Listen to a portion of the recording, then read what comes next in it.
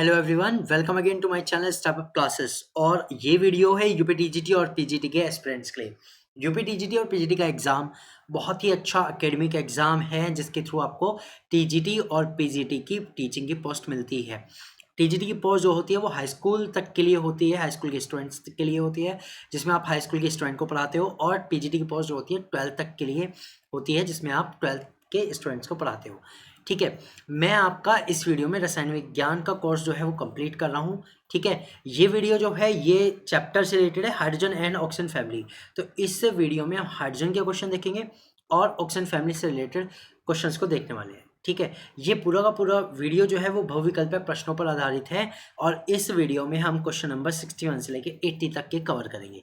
ठीक है, ये हो गई सब बात। अब बात करते हैं कि पार्ट 1 की क्या कंडीशन है।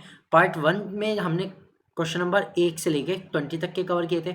इसके साथ आया था पार्ट 2 में हमने 21 से लेके 40 तक के क्वेश्चन कवर किए और पार्ट 3 में हमने क्वेश्चन किए थे 41 से लेके 60 तक के कवर। तो ये 60 क्वेश्चन तो ऑलरेडी हो चुके हैं। आज फोर्थ पार्ट है 61 से लेके क्वेश्चन नंबर 80 तक का। ठीक है, यूपी टीजीटी और पीजीटी का जो एग्जाम होता है, मैं आपके लिए कहूँ तो वो एक गोल्डन अपॉर्चुनिटी है आपके लिए, क्योंकि एक तो इसमें बहुत ज़्यादा टाइम मिल चुका है। ठीक है, आपकी अच्छी खासी प्रिपरेशन हो जाएगी इस बीच। ठीक है, और अभी भी इसमें कुछ टाइम बाकी है क्योंकि अभी भी कोई डेट फाइनलाइज नहीं हुई है, ना ही आयोग का भी कोई गठन हुआ है। ठीक है, उसके अभी भी अध्यक्ष का जो चुनाव है, अध्यक्ष का जो सिलेक्शन है वो नहीं हुआ है। ठीक है, तो आपके पास एक काफ़ी सारा टाइम बचा हुआ है, गोल्डन टाइम है। तो आप इसको पूरी तरह से लग जाइए, मेहनत कीजिए और आपका सिलेक्शन पक्का हो जाएगा। ठीक है, तो शुरू करते हैं वीडियो को। वीडियो के मैं फीचर्स बता देता हूँ। देखिए, जो मैंने इसमें एमसीक्यू डिज़ाइन किए हैं, जितने भी एमसीक्यू हैं वो as per standard of exam है। ठीक है, जो भी एग्जाम का स्टैंडर्ड होता है वो। एक और बात बता दूं, ये जो एग्जाम एमसीक्यू मैंने इसमें इन्वॉल्व किए हैं, ये लास्ट ईयर जितने भी लास्ट ईयर के जो आपके एग्जाम हुए हैं पीजीटी टीजीटी के, उन सभी को कवर करते हैं, यानी उन सभी को लिए गए हैं, उन सभी में से लिए गए हैं। सेकंड थिंग आता है कि अभी अभी एक बीपीएससी का एग्जाम हुआ है पीजीटी केमिस्ट्री का, तो उससे रिलेटेड अगर चैप्टर से रिलेटेड उसमें कोई क्वेश्चन आया तो वो भी मैंने इसमें इंक्लूड किया है। ठीक है, अब चलते हैं। दूसरी बात है कि कंप्लीट सिलेबस कवर है। जो भी टॉपिक मैं कराता हूँ उसका मैं पूरी तरह से सिलेबस जो होता है आपका टीजीटी या पीजीटी का, उसको पूरी तरह से ध्यान में रखते हुए आपको एमसीक्यू प्रोवाइड करता हूँ कि कोई भी सिलेबस का कोई भी टॉपिक छुटे ना और उससे रिलेटेड कोई क्वेश्चन आपके सामने आने से रह ना जाए। ठीक है, नेक्स्ट पॉइंट है डिटेल एक्सप्लेनेशन देता हूँ मैं आपको सभी पॉइंट्स की। जितनी भी चीज़ें मैं बताता हूँ एमसीक्यू में, केवल ऑप्शन नहीं बता देता। ठीक है, उसकी ऑप्शन के साथ साथ उसकी जितनी भी डिटेल एक्सप्लेनेशन में दे सकता हूँ एज पॉसिबल, वो मैं उसमें एक्सप्लेन करता हूँ। तो सिर्फ एमसीक्यू की केवल 4 ऑप्शन और क्या उसका सही आंसर वो नहीं बताता। डिटेल एक्सप्लेनेशन है जिससे आपको चैप्टर से रिलेटेड भी जो टॉपिक्स हैं वो क्लियर हो जाए। ठीक है, अब नेक्स्ट बात करते हैं कि सबसे ज़्यादा जो डिमांड आती है वो नोट्स की पीडीएफ की आती है कि भाई जो ये पीपीटी है सर, इसका नोट्स प्रोवाइड करा दो, इसकी पीडीएफ प्रोवाइड करा दो। तो मैं आपको बता दूं, पीडीएफ आपको कहीं ढूंढने की ज़रूरत नहीं है। आप सीधे यूट्यूब के लिंक के डिस्क्रिप्शन में जाइए। अगर आपको ये वीडियो कहीं और मिला है जैसे लाइक टेलीग्राम या व्हाट्सएप पर, तो आप सीधे यूट्यूब पर जाइए, उसके डिस्क्रिप्शन से चेक कीजिए, उसमें आपको नोट्स पीडीएफ का एकदम से लिंक मिल जाएगा, वहाँ से आप डाउनलोड कर सकते हैं। ठीक है, तो ये सब बातें हो गई। चलिए अब हम शुरू करते हैं अपना जो चैप्टर है हाइड्रोजन एंड ऑक्सीजन फैमिली, और उसका देखते हैं क्वेश्चन नंबर 61। ठीक है, क्वेश्चन नंबर 61 बहुत ही अच्छे अच्छे क्वेश्चन मैंने इसमें इन्वॉल्व किए हैं, तो प्लीज़ ध्यान से देखिएगा, समझिएगा चीज़ों को। जितनी भी डिटेल एज पॉसिबल है मैं आपको ज़रूर बताऊंगा। ठीक है, क्वेश्चन आता है लोहा ऑक्सीजन जलाकर क्या देता है। देखिए, इसमें ये पूछा गया है कि लोहा जो है जब ऑक्सीजन से रिएक्ट करता है, ऑक्सीजन में जलता है, तो उससे क्या बनता है। ठीक है, ये इन्होंने पूछा है। तो चलिए हम ऑप्शन देख लेते हैं। पहले ए ऑप्शन है Fe2O3 ferric oxide, B option है Fe3O4, इसे कहते हैं आयरन सेकंड थर्ड ऑक्साइड। ठीक है, सी ऑप्शन है FeO फेरस ऑक्साइड और डी ऑप्शन है FeO2 आयरन डाइऑक्साइड। 4 ऑप्शन इन्होंने हमें दिए हैं आराम से, और इसमें से बताना है कि लोहा ऑक्सीजन जलाकर क्या देता है, तो इनमें से कौन सा सही है। ठीक है, तो सबसे पहले मैं आपको यही रिएक्शन ही बता देता हूँ कि देखिए, जब आयरन ऑक्सीजन से रिएक्ट करेगा, ठीक है, तो क्या बनेगा। अब मैं सबसे पहले इसमें क्या करता हूँ, यहाँ पे जो हम आयरन ले रहे हैं वो है 4 और जो हम ऑक्सीजन ले रहे हैं, ऑक्सीजन लेंगे 3। ठीक है, ये बनाता है ट्वाइस Fe2O3, ये बनता है। जब भी आयरन की रिएक्शन ऑक्सीजन से होती है तो ट्वाइस Fe2O3 बनता है, यानी कि iron second iron third oxide बनता है, आयरन थर्ड ऑक्साइड बनता है, ये वाला ऑक्साइड बनता है। ठीक है, इसको हम फेरिक ऑक्साइड भी कहते हैं। ठीक है, इसको हम क्या कहते हैं, फेरिक ऑक्साइड भी कहते हैं। तो अब हमें ये पता लग गया कि आयरन के बर्निंग से, आयरन के ऑक्सीजन में जलने से क्या बनता है, आयरन थर्ड ऑक्साइड या फिर फेरिक ऑक्साइड बनता है। तो हमारा ए आंसर जो है वो करेक्ट आंसर हो गया। ठीक है, इतनी बात तो क्लियर है। अब बात करते हैं कि Fe3O4 क्या है, FeO क्या है और FeO2 क्या है। देखिए इसमें जो Fe3O4 है ये आपके लिए सबसे ज़्यादा इंपॉर्टेंट यहाँ पे मॉलिक्यूल दिया गया है, क्योंकि ये क्या है, ये एक मिक्सचर है, इसमें दो एक साथ ऑक्साइड है, एक है FeO प्लस एक है Fe2O3। ठीक है, फेरस ऑक्साइड और फेरिक ऑक्साइड। FeO होता है फेरस ऑक्साइड, ठीक है, और Fe2O3 होता है फेरिक ऑक्साइड। ये इन दोनों का मिक्सचर है। ठीक है, Fe3O4। ठीक, अब एक और बात है, इसके जो नाम है वो जनरली पूछे जाते हैं, क्यों? क्योंकि इसका एक पर्टिकुलर नाम है मैग्नेटाइट। ठीक है, ये कॉमन नेम की तरह है मैग्नेटाइट। ठीक, मैग्नेटाइट के अलावा इसे फेरस फेरिक ऑक्साइड भी कहते हैं, क्योंकि ये दोनों से मिलके बना है, इसलिए इसे फेरस फेरिक ऑक्साइड भी कहते हैं। इसे हम ब्लैक आयरन ऑक्साइड भी कहते हैं, क्योंकि ये ब्लैक कलर का होता है। ओके, ब्लैक आयरन ऑक्साइड भी कहते हैं, और एक और है, इसे मैग्नेटिक ऑक्साइड भी कहते हैं, क्योंकि इसकी जो प्रॉपर्टी होती है वो हाईली मैग्नेटिक होती है। ठीक है, इसलिए मैग्नेटिक ऑक्साइड भी इसी को कहते हैं। तो ये थी बात Fe3O4 की। अब बात करते हैं FeO क्या होता है। FeO जो होता है उसका जो केमिकल नेम है वो है फेरस ऑक्साइड। ठीक है, फेरस ऑक्साइड। अब बात करते हैं FeO2, ये एक सिंपल सा कंपाउंड है FeO2, इसे हम कहेंगे iron dioxide, simple iron dioxide. अब इसमें से ऑक्सीडेशन स्टेट की बात करता हूँ। देखिए जो पहले वाला है इसमें जो आयरन की ऑक्सीडेशन स्टेट है वो +3 है, दूसरे वाले में क्योंकि कंबाइन है तो ऑक्सीडेशन स्टेट लगाने की जरूरत नहीं है, और सी वाले में है ऑक्सीजन की आयरन की जो ऑक्सीडेशन स्टेट है वो है +2। FeO2 में या आप खुद निकाल के चेक कर सकते हैं कितनी आएगी। ठीक है, तो अगर हम O2 के रेफरेंस में निकालें तो +4 आएगी। ओके, तो इसकी आ जाती है +4। ठीक, तो चलते हैं अब हम अगले क्वेश्चन पे। 62 क्वेश्चन है, सिंदूर किस ऑक्साइड का उदाहरण है। देखिए इन्होंने पूछा है कि सिंदूर कौन सा ऑक्साइड का उदाहरण है। चार ऑप्शन है, ए सब ऑक्साइड, सी बी सब ऑक्साइड, बी है पॉली ऑक्साइड यानी कि मल्टीपल टाइप के, सी है मिश्रित ऑक्साइड यानी कि मिक्सचर है दो तरह के ऑक्साइड का, और डी है डाई ऑक्साइड यानी कि डबल ऑक्साइड का मिक्सचर, यानी एक ही कंपाउंड है लेकिन उसका डबल है। ठीक है, तो चार इन्होंने ऑप्शन दिए हैं, सब, पॉली, मिश्रित और डाई ऑक्साइड। तो सिंदूर जो होता है, सबसे पहले मैं आपको बताता हूँ, देखिए ये भी एक इंपॉर्टेंट है केमिस्ट्री के अंदर। अगर टीजीटी पीजीटी का पेपर आप दे रहे हो तो ये सिंदूर का आपको थोड़ा सा पता होना चाहिए। ठीक है, सिंदूर क्या होता है, सिंदूर का जो फॉर्मूला होता है केमिकली वो होता है Pb3O4। ठीक है, और ये जो मिक्सचर होता है वो दो मिक्सचर होता है, एक तो लेड ऑक्साइड का और एक होता है लेड थर्ड ऑक्साइड का। ओके, लेड थर्ड ऑक्साइड का। ठीक, PbO प्लस Pb2O3 का मिक्सचर होता है। अब ये इन दोनों का मिक्सचर है, इसलिए इसका जो सही आंसर होता है वो होता है सी मिश्रित ऑक्साइड। जो सिंदूर है वो किस टाइप का ऑक्साइड है, मिश्रित ऑक्साइड। ठीक है, चलते हैं आगे। क्वेश्चन नंबर 63, जल में अस्थायी कठोरता किस कारण होती है। देखिए मैं आपको पहले ही बता चुका हूँ, जल की कठोरता के ऊपर एक प्रश्न आना ही आना है। जल की कठोरता दो टाइप की होती है, एक स्थायी और एक अस्थायी कठोरता। ठीक है, इसके बेस पे एक क्वेश्चन जरूर आएगा, इसको आप स्किप नहीं कर सकते, बहुत इंपॉर्टेंट टॉपिक है। ठीक है, इसमें ऑप्शन देख लेते हैं। चार ऑप्शन हमारे पास हैं, ए क्लोराइड, बी सल्फेट, सी है कैल्शियम तथा मैग्नीशियम के बाइकार्बोनेट, और डी है धातु। ठीक, तो चार ऑप्शन है, इसमें से कौन सा ऑप्शन सही है। देखिए जल की जो अस्थायी कठोरता है, अगर आपने मेरी पुरानी वीडियो नहीं देखी है तो मैं आपको रेफरेंस दूंगा पार्ट 1 का। पार्ट 1 में मैंने जल की जो कठोरता है स्थायी और अस्थायी दोनों को बिल्कुल डिटेल में बताया है। ठीक है, फिर भी मैं आपको बताता हूँ यहाँ पे जो जल की अस्थायी कठोरता होती है वो होती है कैल्शियम और मैग्नीशियम के बाइकार्बोनेट के कारण। किसके कारण होती है, मैग्नीशियम और कैल्शियम के बाय कार्बोनेट के कारण, यानी HCO3 वाले जब इसके कंपाउंड बनते हैं तो उनके कारण होती है। ठीक है, इसलिए हमारा जो सही आंसर हो जाएगा वो हो जाएगा सी कैल्शियम तथा मैग्नीशियम के बाइकार्बोनेट के कारण जल की अस्थायी कठोरता होती है। और जो स्थायी कठोरता होती है, जो स्थायी कठोरता है उसका भी सुन लीजिए। स्थायी कठोरता होती है कैल्शियम और मैग्नीशियम के ही क्लोराइड या सल्फेट के कारण। ठीक है, इनके कारण होती है जल की स्थायी कठोरता। चलते हैं आगे, तो इसका आंसर हो गया सी। अब चलते हैं आगे, क्वेश्चन नंबर 64, धात्विक ऑक्साइड जो अम्लीय तथा बेसिक दोनों प्रकार के विशिष्ट गुण प्रदर्शित करते हैं उन्हें क्या कहते हैं। तो ये पूछना है, ऐसे मेटलिक ऑक्साइड जो अम्लीय तथा बेसिक दोनों प्रकार के गुण प्रदर्शित करते हैं वे क्या कहलाते हैं। तो देखिए इसमें चार ऑप्शन है, ए बेसिक ऑक्साइड, बी उभयधर्मी ऑक्साइड, सी अम्लीय ऑक्साइड और डी उदासीन ऑक्साइड। चार ऑप्शन हमें दिए गए हैं। तो सबसे पहले मैं आपको धात्विक ऑक्साइड के बारे में थोड़ी डिटेल बता देता हूँ। देखिए ऑक्साइड हम बना सकते हैं, धात्विक ऑक्साइड बना सकते हैं। ठीक है, और एक बना सकते हैं अधात्विक ऑक्साइड। दो टाइप के हो जाएंगे, एक तो नॉन मेटल और एक मेटलिक ऑक्साइड। अब यहाँ पे जो मैं बात बता रहा हूँ वो समझिएगा।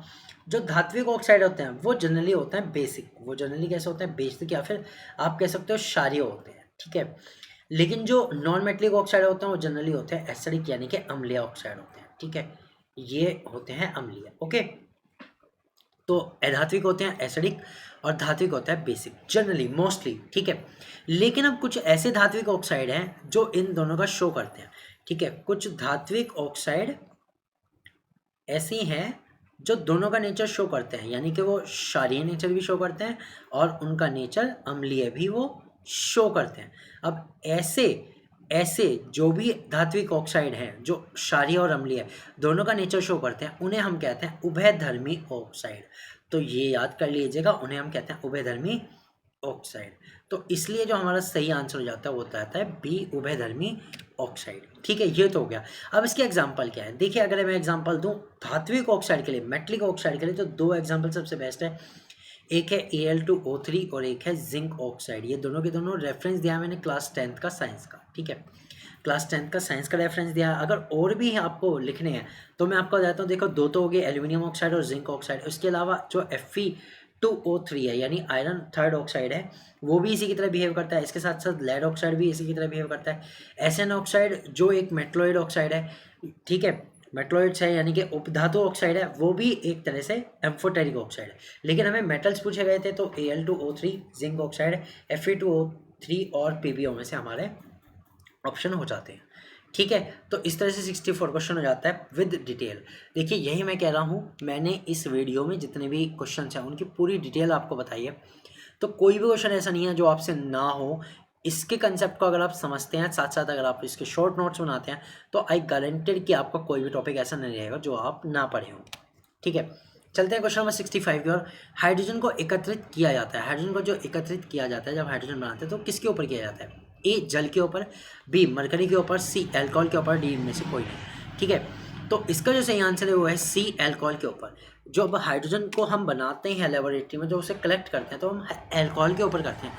देखिए जल के ऊपर नहीं कर सकते, जल में डिजोल्व हो जाएगी, ठीक है। मरकरी के ऊपर नहीं कर सकते, मरकरी लिक्विड मेटल है, ठीक है, तो उस पर प्रेशर लगना शुरू हो जाएगा और वो दबना शुरू हो जाएगा, ठीक है। सी है एल्कोहल के ऊपर, इसको ईजिली कलेक्ट कर सकते हैं क्योंकि हाइड्रोजन जो होती है वो बहुत लाइट वेट होती है और एल्कोहल के ऊपर ईजिली कलेक्ट हो सकती है, ठीक है। तो इसका आंसर हो गया सी एल्कोहल के ऊपर। चलते हैं क्वेश्चन नंबर 66। निम्न में से कौन सा तत्व तनु हाइड्रोक्लोरिक अम्ल के साथ अभिक्रिया करने पर हाइड्रोजन नहीं देगा? तो अब हमें ये पूछा गया है कि इनमें से कौन सा ऐसा मेटल है जो तनु हाइड्रोक्लोरिक अम्ल HCl के साथ, डाइल्यूट HCl के साथ रिएक्शन करने पे हाइड्रोजन गैस नहीं बनाएगा, ठीक है। तो कुल मिला के देखिए जब भी मेटल जो है किसी भी एसिड के साथ रिएक्शन करता है तो मैं एक सिंपल सी बात बता दूं, वो रिएक्शन होती है विस्थापन अभिक्रिया, वो रिएक्शन होती है डिस्प्लेसमेंट रिएक्शन, ठीक है। विस्थापन अभिक्रिया डिस्प्लेसमेंट रिएक्शन होती है, ठीक। तो कोई भी मेटल जो HCl से रिएक्ट करेगा, मान लो मैंने M मेटल लिया कोई भी और वो HCl से रिएक्ट करेगा, तो एक तरह से वो इस हाइड्रोजन को यहाँ से डिस्प्लेस कर रहा है और उसे H2 बना के अलग कर रहा है, ठीक है। और जो भी मेटल होगा वो इस क्लोराइड के साथ अपना कंपाउंड बना लेगा। यहाँ पर ये बात हो रही है, ठीक है।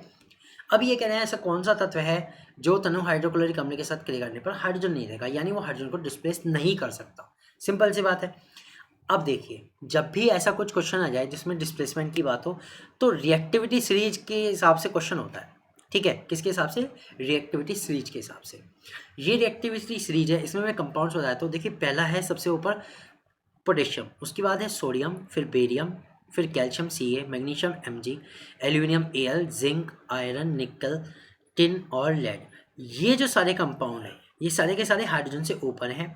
फिर हाइड्रोजन आता है, उसके बाद नीचे है copper, mercury, silver, gold and platinum. ये सारे के सारे कहाँ आते हैं? ये हाइड्रोजन से नीचे वाले हैं। अब ध्यान देना जो ऊपर के एलिमेंट है वो सभी मोस्ट रिएक्टिव एलिमेंट है और जो नीचे के एलिमेंट है जितने ज़्यादा नीचे हैं वो उतने ही लीस्ट रिएक्टिव एलिमेंट है, ठीक। यहाँ बात करते हैं कि जो मेटल ऊपर है वो अपने से नीचे वाले सभी को डिस्प्लेस कर सकता है, यानी सभी को उनके सॉल्यूशन से हटा सकता है।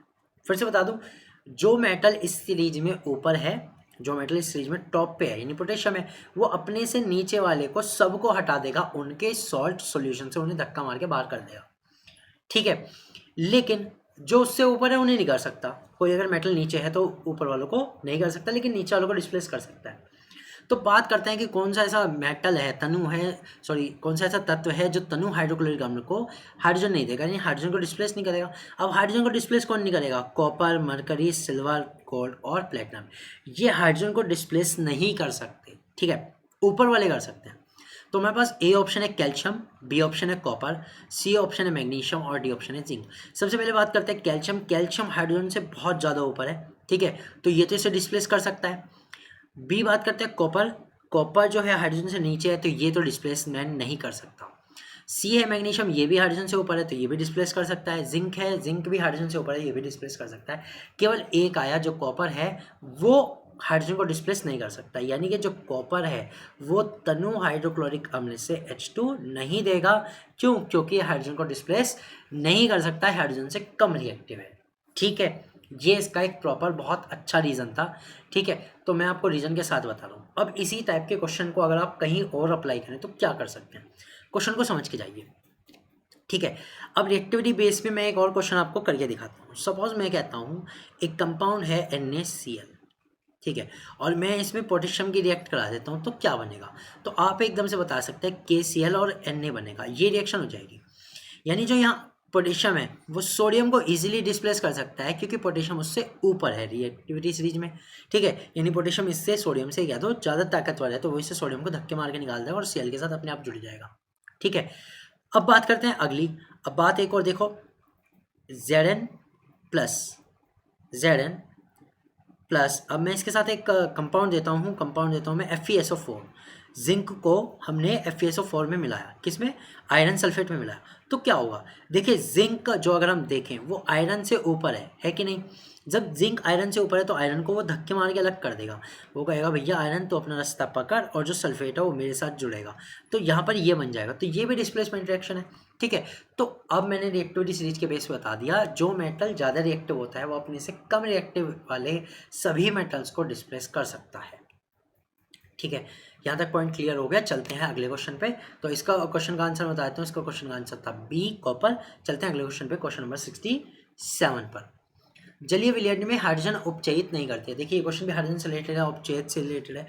जलीय विलयन में हाइड्रोजन किसको उपचयित नहीं करती, ठीक है। अब उपचयित नहीं करती है क्वेश्चन आया है, तो ये लगभग रेडॉक्स से रिलेटेड है, ठीक है। अब रेडॉक्स से रिलेटेड है या फिर मैं कह दूं इलेक्ट्रोड पोटेंशियल से रिलेटेड है, तो आपको इलेक्ट्रोड पोटेंशियल पता होना चाहिए, ठीक है। इलेक्ट्रोड पोटेंशियल आपको पता होना चाहिए, ज़्यादा भी ना याद करें, एक दो सीरीज है वो आपको मिल जाएगी इलेक्ट्रोकेमिस्ट्री वाले चैप्टर में, वहाँ से आप देख सकते हैं, ठीक है। क्लास 12 चैप्टर नंबर 3, वो ऑलरेडी वीडियो अपलोड है मेरे चैनल पे, तो आप वहाँ से देख सकते हैं, ठीक है। अब बात करते हैं इलेक्ट्रोड पोटेंशियल की। देखिए जो हाइड्रोजन होता है, जो हाइड्रोजन का जो इलेक्ट्रोड पोटेंशियल होता है वो होता है 0.00 वोल्ट, ठीक, ये आप याद रखिएगा।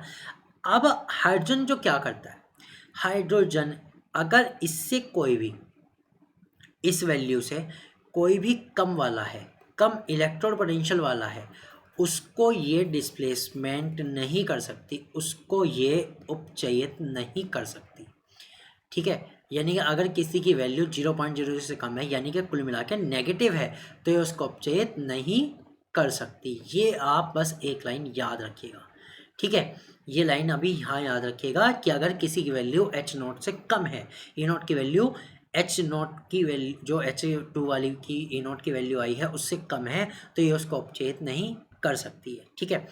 तो बाकी सबकी वैल्यू बताता हूँ मैं, इन चारों की वैल्यू मैं आपको बताता हूँ, फिर देखिएगा आप कौन सा आपको लगता है कि वो उपचयित नहीं होगा।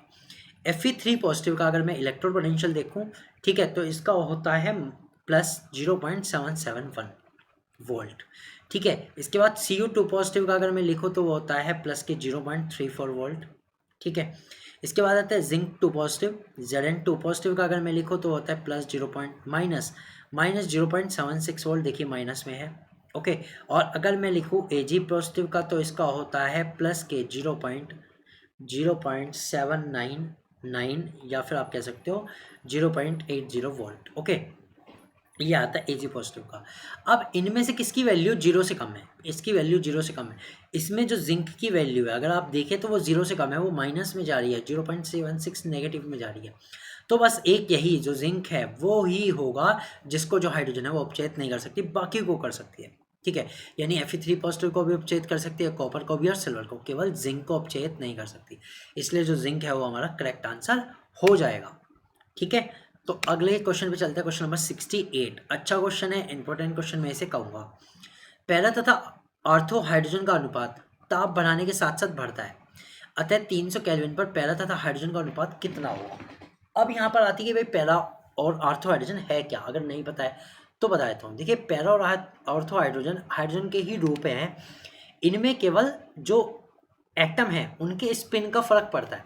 यहाँ पे पैरा हाइड्रोजन और ऑर्थो हाइड्रोजन से मतलब है H2 मॉलिक्यूल से, H2 मॉलिक्यूल से। अब H2 मॉलिक्यूल्स में क्या होते हैं, दो H एटम होते हैं जो आपस में जुड़े रहते हैं। अब इन H एटम का आपस में स्पिन क्या है, इसी से बनती है ऑर्थो एंड पैरा हाइड्रोजन। तो देखिए, जो ऑर्थो हाइड्रोजन होती है उसमें दोनों का जो स्पिन है वो सेम डायरेक्शन में होता है।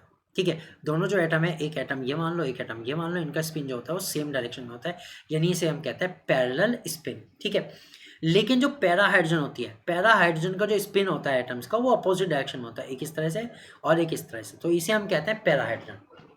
तो याद रखिएगा, ऑर्थो हाइड्रोजन में सेम डायरेक्शन या फिर पैरेलल स्पिन, ओके। और पैरा वालों में हमारे पास क्या होता है, पैरा वालों में हमारे पास होता है अपोजिट स्पिन, पैरा वालों में हमारे पास होता है अपोजिट स्पिन। ठीक है, ये तो बात क्लियर हुई। अब ये कह रहे हैं कि भाई 300 केल्विन पर पैरा तथा हाइड्रोजन का अनुपात क्या होगा अगर इनका अनुपात ताप बढ़ाने के साथ बढ़ता है। ठीक है, तो 300 केल्विन पर जो पैरा तथा हाइड्रोजन का जो अनुपात होगा वो होगा ऑप्शन नंबर डी 1:3, 1:3। चार ऑप्शन थे, 1:1, बी ऑप्शन था 3:1, सी ऑप्शन था 5:3 और डी ऑप्शन था 1:3। ठीक है, वैसे अगर ऑर्थो और पैरा का रेशो पूछा जाए तो वो इसका अपोजिट होता है। ऑर्थो और पैरा का अगर रेशो पूछा जाए तो वो इसका अपोजिट होता है, वो होता है 3:1। लेकिन यहाँ पैरा तथा ऑर्थो का रेशो पूछा गया है तो ये भी समझने वाली बात है, तो यहाँ रेशो हो जाएगा 1:3। ठीक, ये बात क्लियर हो गई। ओके, तो चलते हैं, इसका आंसर हो गया डी। तो चलते हैं हम अगले क्वेश्चन के ऊपर। क्वेश्चन नंबर 69, निम्न में से कौन सा हाइड्रोजन के लिए असत्य है। ये बताना है कि हमें इसमें से कौन सा हाइड्रोजन के रेफरेंस पे इनकरेक्ट है, असत्य है। इसका अणु द्विपरमाणु को होता है, कि ये कहना है कि इसका अणु द्विपरमाणु को होता है, तो बिल्कुल होता है, H2 बनता है, तो ये तो सत्य हो गया। यह विभिन्न रासायनिक यौगिकों में H पॉजिटिव तथा H नेगेटिव दोनों आयनों की तरह रह सकता है, बिल्कुल सही है, दोनों आयनों की तरह रह सकता है। अगर मैं मेटल के साथ लगाऊं तो H जो है वो नेगेटिव वाला है, अगर मैं इसे HCl के साथ लगाऊं तो H है वो पॉजिटिव वाला है, तो दोनों तरीके से रह सकता है, ये भी सत्य हो गया। यह केवल एक ऐसी प्रजाति है जिसके नाभिक में न्यूट्रॉन नहीं होते, ये भी सत्य है। 1H1 अगर हम लिखें तो इसमें एक प्रोटॉन होता है, एक इलेक्ट्रॉन होता है, न्यूट्रॉन होते हैं 0, तो इसमें एक भी न्यूट्रॉन नहीं होता, तो ये भी सत्य हो गया। चलते हैं अगले डी क्वेश्चन पे। भारी जल अस्थायी होता है क्योंकि इसमें हाइड्रोजन समस्थानिक ड्यूटेरियम द्वारा विस्थापित होता है। देखिए, ये ऑप्शन इनकरेक्ट है। जो भारी जल होता है वो स्थायी होता है, वो कैसा होता है, वो स्थायी होता है। तो ये जो कथन है वो असत्य हो गया और इसलिए हमारा डी आंसर जो है वो इस क्वेश्चन का करेक्ट आंसर हो गया, डी। चलते क्वेश्चन नंबर 70 पर। भारी जल है, भारी जल क्या है, D2O, T2O, 4 डिग्री सेल्सियस पर H2O और H3O पॉजिटिव। जो भारी जल है वो है D2O, इसको याद रखिएगा, बहुत ईजी क्वेश्चन है। ए D2O भारी जल का फॉर्मूला है, ड्यूटेरियम ऑक्साइड। चलते हैं क्वेश्चन नंबर 71 पर। हाइड्रोजन पेरोक्साइड निम्न की तरह व्यवहार नहीं करता है। ये कह रहे हैं हाइड्रोजन पेरोक्साइड किसकी तरह व्यवहार करता है और किसकी तरह व्यवहार नहीं करता। तो इसमें हमें ये पूछा है कि किसकी तरह व्यवहार नहीं करता इन चार ऑप्शन में से। देखिए, जो हाइड्रोजन पेरोक्साइड की बात करो, बहुत अच्छा ऑक्सीकारक भी होता है, बहुत अच्छा अपचायक भी होता है। ठीक है, तो ए ऑप्शन तो करेक्ट हो जाएगा कि अपचायक होता है, बिल्कुल होता है। ऑक्सीकारक की तरह व्यवहार नहीं करता, जी नहीं, ये तो करता है, तो ऑक्सीजन की तरह, ऑक्सीकारक की तरह भी व्यवहार करता है। सी होता है निर्जलीय कारक और डी होता है विरंजक, तो विरंजक की तरह भी काम करता है, क्योंकि जो ऑक्सीकारक होगा, जो जनरली ऑक्सीजन को लॉस कर सकता है, वो किसी भी चीज़ को विरंजक कर सकता है, कलरलेस कर सकता है। ठीक है, रिएक्शन देखते हैं। H2O2 जो होता है वो जल्दी से डिकम्पोज होता है H2O में और बनाता है एक ऑक्सीजन जिसे हम कहते हैं नेसेंट ऑक्सीजन, नेसेंट ऑक्सीजन। ठीक है, अब इस नेसेंट ऑक्सीजन के कारण ही ये चीज़ों को विरंजक कर देता है, यानी उनका कलर उड़ा देता है, उन्हें कलरलेस बना देता है। तो ये अपचायक भी है, ऑक्सीकारक भी है, विरंजक है, लेकिन ये निर्जलीकारक नहीं है, तो ये निर्जलीकारक की तरह व्यवहार नहीं करता है, इसलिए ऑप्शन नंबर हमारा सी सही हो जाता है, निर्जलीकारक। हाइड्रोजन पेरोक्साइड निर्जलीकारक नहीं है। ओके, चलते हैं क्वेश्चन नंबर 72 पर। NaOH विलयन में उपस्थित क्रोमियम हाइड्रोक्साइड की क्रिया H2O2 से कराने पर पीला अवक्षेप प्राप्त होता है। ये जो पीला अवक्षेप है वो प्राक्रोमेट का है यानी परक्रोमेट का है, या बी सोडियम क्रोमेट का है, डी क्रोमियम ऑक्साइड का है, या इनमें से कोई नहीं। ये कह रहे हैं NaOH की क्रिया जब क्रोमियम हाइड्रोक्साइड से कराते हैं H2O2 से कराने पर, ठीक है, तो एक पीला अक्षय बनता है, वो किसका है? तो चलिए एक काम करते हैं, इसमें मैं आपको रिएक्शन बताता हूँ क्या होती है। Chromium hydroxide CrOH whole thrice plus किसकी प्रेजेंस में करानी है? NaOH की प्रेजेंस में। किसके साथ करानी है? H2O2 के साथ करानी है, ठीक है। तो यहाँ से जो बनता है वो बनता है Na2CrO4, ये वाला कंपाउंड बनता है जिसे हम कहते हैं सोडियम क्रोमेट। सोडियम क्रोमेट बनता है और साथ में बनता है H2O, ये बनता है। रिएक्शन को बैलेंस करें, यहाँ पर आएगा 8 और यहाँ पर आएगा 2 और यहाँ पर भी 2 आएगा, सोडियम में 2 नहीं आएगा, यहाँ पर ये होता है, यहाँ पे सोडियम में 2 नहीं आएगा, ये आएगा 2 2 जा 4, यहाँ पे 4 आएगा, ओके। तो ये रिएक्शन हो गई। अब इसमें बनता है ये सोडियम क्रोमेट। अब सोडियम जो क्रोमेट है वो पीला वक्षेप है, तो ये क्या चीज़ है? ये क्रोमेट है, सोडियम क्रोमेट। तो सही आंसर हो जाएगा बी, सही आंसर। चलते हैं क्वेश्चन नंबर 73 पर। कठोर जल में साबुन झाग कठिनाई से बनते हैं क्योंकि। इसमें देखिए मैंने कहा था हार्डनेस के ऊपर एक क्वेश्चन आ रहा है, और हार्ड जो वाटर होता है, हार्ड वाटर जो होता है वो साबुन के साथ अच्छे से झाग नहीं बनाता, ठीक है, अच्छे से झाग नहीं बनाता। तो अब इसका कारण बताना है कि वो अच्छे से झाग जो है वो क्यों नहीं बनाता। नंबर ए ऑप्शन है वे कठोर जल में घुल जाते हैं, कि ये कठोर जल में घुल जाते हैं, बिल्कुल नहीं घुलते, जो झाग नहीं बना रहे वो घुलते भी नहीं है। बी ये रंगीन होते हैं, ठीक है, तो ये रंगीन नहीं होते, ऐसा कुछ कारण नहीं है कि रंगीन होते हैं। सी उच्च वसा अम्ल के कैल्शियम और मैग्नीशियम लवण जल में अघुलनशील है। ये कह रहे हैं जो उच्च वसा अम्ल हैं उनके जो कैल्शियम और मैग्नीशियम लवण है वो जल में नहीं घुलते, ठीक है। और डी ऑप्शन है उपरोक्त में से कोई नहीं। 4 ऑप्शन हमारे पास हैं, तो इसका जो सही आंसर होता है कि कठोर जल जो है साबुन में झाग नहीं बनाते, उसका कारण ये है कि जो साबुन के उच्च वसा अम्ल हैं वो कैल्शियम और मैग्नीशियम लवण जब उसके बन जाते हैं तो वो जल में अघुलनशील होते हैं। जब वो जल में अघुलनशील है तो जाहिर सी बात है उसके झाग नहीं बनेंगे, ये कारण है। तो इसलिए हमारा ऑप्शन नंबर सी जो हो जाता है वो करेक्ट आंसर हो जाता है। चलते हैं क्वेश्चन नंबर 74 पर। हाइड्रोजन पेरोक्साइड और पोटेशियम डाइक्रोमेट तथा सांद्र H2SO4 के साथ नीले रंग का परक्रोमेट देता है, जिसका सूत्र है। तो परक्रोमेट बनाना है जो हाइड्रोजन पेरोक्साइड, पोटेशियम डाइक्रोमेट और सांद्र H2SO4 की क्रिया से बनता है, ठीक है। तो यहाँ एक बहुत अच्छी सी रिएक्शन इसमें इंपॉर्टेंट हो जाती है हमारे पास। अगर वो रिएक्शन आप लिखें तो उससे आपको पता लग जाएगा कि क्या बनता है और कैसे बनता है, ठीक है। ये रिएक्शन मैं आपको लिख के बताता हूँ। देखिए सबसे पहले मैं बताता हूँ पोटेशियम डाइक्रोमेट। पोटेशियम डाइक्रोमेट होता है K2Cr2O7, ठीक है। जो इसकी रिएक्शन करा है वो करा रहे हैं H2SO4 से पहले, ठीक। जब H2SO4 से इसकी रिएक्शन होती है तो यहाँ बनता है H2Cr2O7 और साथ में हमारे पास बनता है K2SO4, ये चीज़ बनती है। अब ये जो H2Cr2O7 है इसका होता है ऑक्सीडेशन, किसके थ्रू? हाइड्रोजन पेरोक्साइड के थ्रू, जिसकी प्रेजेंस में ये रिएक्शन हो रही है। हाइड्रोजन पेरोक्साइड में बनती है ऑक्सीजन, नेसेंट ऑक्सीजन, वो अब H2Cr2O7 यानी हाइड्रोजन डाइक्रोमेट को ऑक्सीडाइज करती है। क्या करती है? ऑक्सीडाइज करती है। और ऑक्सीडाइज करने के बाद जो कंपाउंड बनता है वो बनता है CrO5, ट्वाइस ऑफ CrO5 और साथ में बनता है H2O। तो हमारे पास ये बना, इसे हम कहते हैं क्रोमियम पेंटाऑक्साइड। क्रोमियम पेंटाऑक्साइड ये कंपाउंड हमारे पास बनता है, ठीक है। अब ये जो कंपाउंड है क्रोमियम पेंटाऑक्साइड जो पूछा गया था ये परक्रोमेट वाला है, ठीक है। तो इसमें बना क्रोमियम पेंटाऑक्साइड CrO5। 4 ऑप्शन थे वैसे तो, लेकिन हमारा ऑप्शन नंबर ए सही हो जाता है, क्रोमियम पेंटाऑक्साइड, ठीक। अब इसी से रिलेटेड, क्रोमियम पेंटाऑक्साइड से रिलेटेड एक चीज़ सुनते जाइएगा, इसका स्ट्रक्चर कई बार पूछ लिया जाता है, ठीक है। जो क्रोमियम पेंटाऑक्साइड होता है इसकी खास बात यह है इसका स्ट्रक्चर बटरफ्लाई स्ट्रक्चर टाइप होता है, ठीक है, CrO5। तो इसमें एक तो होता है डबल बॉन्ड में ऑक्सीजन, फिर 2 ऑक्सीजन ऐसे पेरोक्साइड बॉन्ड में होते हैं और 2 दूसरे ऑक्सीजन भी पेरोक्साइड बॉन्ड में होते हैं। तो ये CrO5 का स्ट्रक्चर है, ठीक है। अब ये एक बटरफ्लाई स्ट्रक्चर है और इसमें मैं आपको बता दूं, इसमें अगर ऑक्सीजन के पेरोक्साइड बॉन्ड पूछे जाए कि कितने पेरोक्साइड बॉन्ड है, तो मैं आपको बता दूं इसमें 2 पेरोक्साइड बॉन्ड है, एक इधर वाला और एक लेफ्ट और एक राइट वाला, ठीक है। तो 2 तरह के पेरोक्साइड बॉन्ड है इसमें, 2। चलते हैं अगले क्वेश्चन नंबर 75। SO3 को जब भारी जल के साथ गर्म करते हैं तो निम्न उत्पाद बनता है। ए ड्यूटीरियो सल्फ्यूरिक एसिड, ड्यूटीरियम और सल्फ्यूरिक एसिड, ड्यूटेरियम तथा भारी सल्फ्यूरिक एसिड और उपयुक्त में से कोई नहीं। देखिए कहना है SO3 को जब भारी जल के साथ रिएक्ट करते हैं, तो मैं रिएक्शन लिख देता हूँ, आप अपने आप समझ जाइएगा कि क्या बनेगा। D2O प्लस SO3, जब ये रिएक्शन होती है तो इसमें बनता है D2SO4, ये बनता है। अब ये है क्या, ये है A deutero sulphuric acid, deutero sulphuric acid. तो यहाँ पे एक्चुअली ये रिएक्शन थी वाटर के साथ, लेकिन वाटर को हटा के इन्होंने हैवी वाटर कर दिया, ठीक है। तो ये हमारा बन गया ड्यूट्रो सल्फ्यूरिक एसिड। अदरवाइज अगर वाटर के साथ रिएक्शन होती बनता हाइड्रोजन वाला, ठीक है, जिसे हम सल्फ्यूरिक अम्ल बोलते हैं जनरली। तो इसका जो सही आंसर हो जाता है वो जाता है आंसर नंबर ए।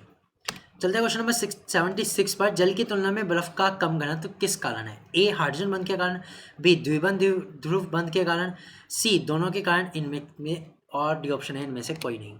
तो देखिए ये जो है ये वाटर का स्ट्रक्चर है, वाटर का ये वाला आइस फॉर्म का स्ट्रक्चर है और ये वाला वाटर का लिक्विड फॉर्म का स्ट्रक्चर है जब वो लिक्विड में होता है, ठीक है। अब लिक्विड फॉर्म में क्या होता है, जो वाटर के मॉलिक्यूल्स हैं वो हाइड्रोजन बॉन्ड तो बनाते हैं, लेकिन हाइड्रोजन बॉन्ड है कॉन्स्टेंटली ब्रेक रहते हैं और दोबारा बनते रहते हैं, यानी जो हाइड्रोजन बॉन्ड है वो टिक के नहीं बनते, बनते तो हैं लेकिन वो दूसरे मॉलिक्यूल से टिक कर नहीं बनते। तो सबसे पहले मैं हाइड्रोजन बॉन्ड का आपको स्ट्रक्चर बना के बताता हूँ बनते कैसे हैं।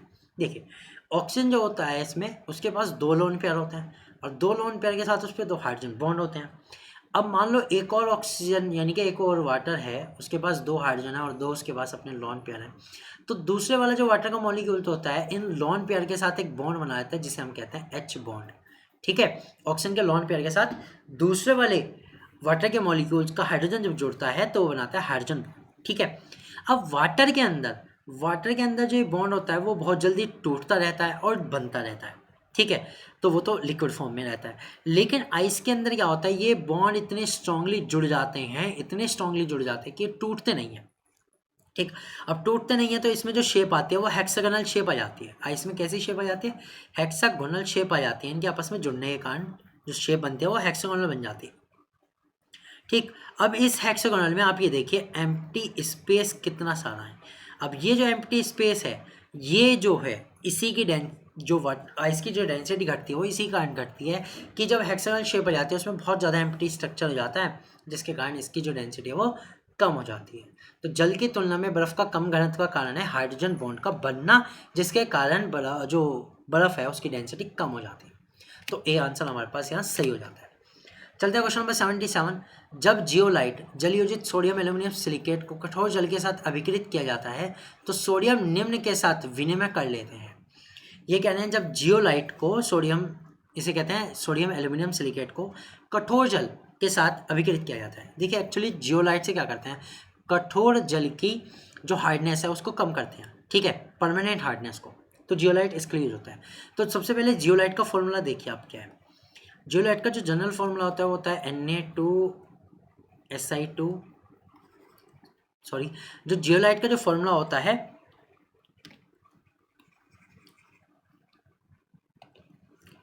वो होता है Na2Al2Si2O8, ये होता है जियोलाइट का फॉर्मूला।